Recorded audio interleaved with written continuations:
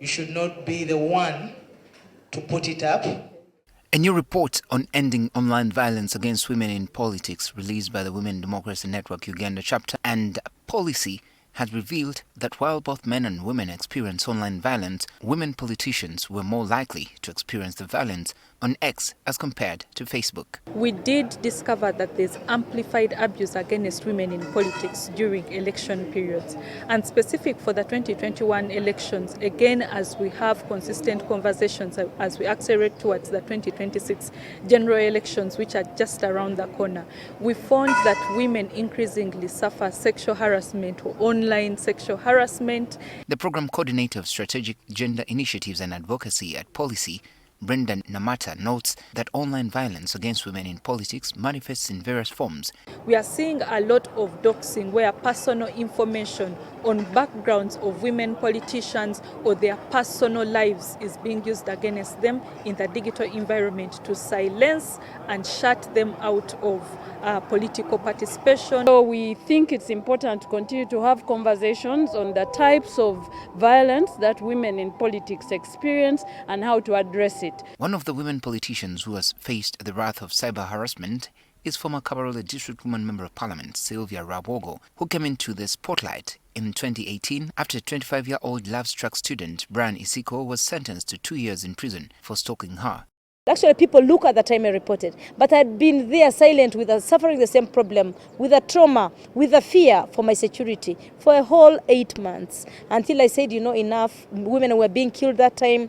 I had to run to the authorities to secure my life.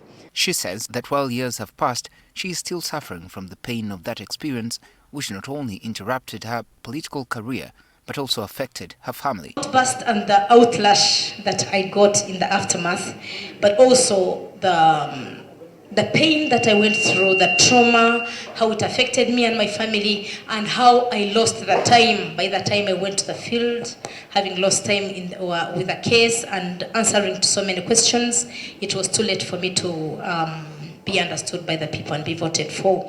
I still live with that fear and that pain. The report notes that this online violence against women in politics has not only led to self-censorship and passive online participation of women, but also has forced some to quit politics. Because of this silencing or exclusion, it ends up into an effect of either personal exit from politics or the system forces you out. I mean, if you're not seen, then you're as good as out. The report is making a number of recommendations, including digital safety training and awareness raising on online violence against women in politics, among others. Uganda Communications Commission as a regulator to come out and enforce the Computer Misuse Act in favor of women in politics to protect them against online violations. We found out that there are a number of private conversations which are coming in the public arena, and it's important to understand how that is happening, to also continue to engage with UCC to deal with those who misuse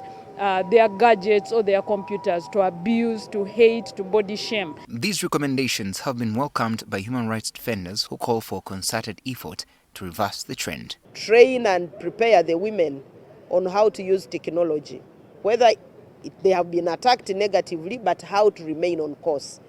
Some women emotionally break down, but they break down simply because they were not mentally and psychologically prepared.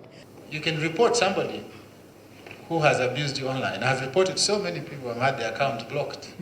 So you can report. So just know your rights, know how you can report, know how you can use platform-specific systems to be able to protect yourself. I'm Benjamin Jumbe, NTV. Fighting personal battles